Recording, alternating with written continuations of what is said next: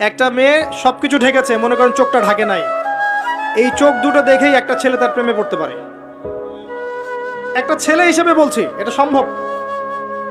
একটা হাতের কবজি দেখে আপনি একটা মেয়ের প্রেমে পড়তে পারেন, ভালো লাগতে পারে, সম্ভব। মেয়েদেরকে আল্লাহ পাক এত সুন্দর করে সৃষ্টি করেছে। আল্লাহ পাকের সবচেয়ে শ্রেষ্ঠ সৃষ্টি হচ্ছে মেয়েরা। মানুষ তো অবশ্যই, তারপরে মেয়ে মানুষ। এই নারী আপনার হয় জান্নাতের মাধ্যম হবে, অথবা আপনার জীবনের সবচেয়ে বড় ফিতনা হবে। কারণ নবী সাল্লাল্লাহু আলাইহি ওয়াসাল্লাম বলেছেন, আমি পুরুষদের জন্য মহিলাদের চেয়ে বড় কোনো ফিতনা রেখে যাচ্ছি না। প্রচন্ড বড় ফিতনা হতে পারে, সাবধান। তো এখানে দেখেন মেয়ের হাঁটার বর্ণনা আল্লাহ পাক দিয়েছেন। এখনকার জেনারেশনে মেয়েদেরকে আপনি হাঁটা শেখান, রাস্তাঘাটে, শপিং মলসে, সব জায়গায় দেখবেন গেঞ্জি আর জিন্স আর টি শার্ট পরে, ফর্মাল পোশাক পরে, স্যুট বুট পরে ঘুরছে। মাঝে মাঝে পোশাকের এখানে ওখানে ফাড়া ছেঁড়া, এটাই নাকি স্টাইল।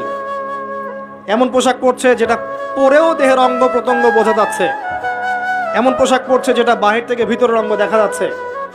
অমুসলিমদের পোশাক পরছে, ছেলেদের পোশাক পরছে, এগুলো সবই আখিরুজ্জামানের সাইন। আখিরুজ্জামানে এরকম মেয়েদের সংখ্যা বাড়বে। নিসাউন কাসিয়াতুন আরিয়া, এরা কাপড় পরেও নগ্ন থাকবে।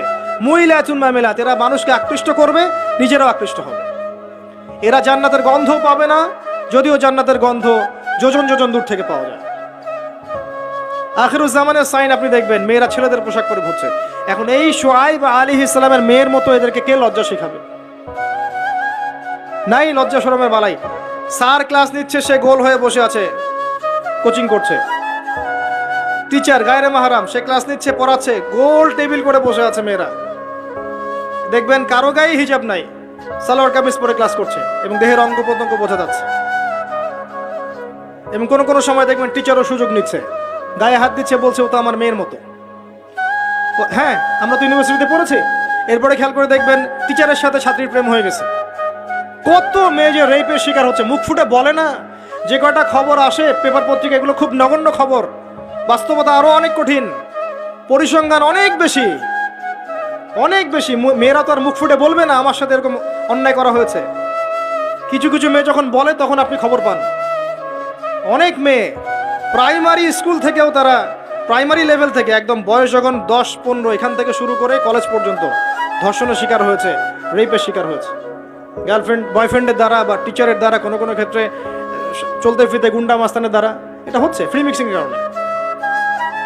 ছেলে আর মেয়েকে আপনি একসাথে জড়িয়ে দিয়েছেন, এগুলো চলবেই। এখন অনেক সময় এমনও হয়েছে, মেয়ে পড়াচ্ছেন, চারপাশে গোল হয়ে বসে আছে ছেলেরা। আবার কখন আমরা এমনও দেখেছি যে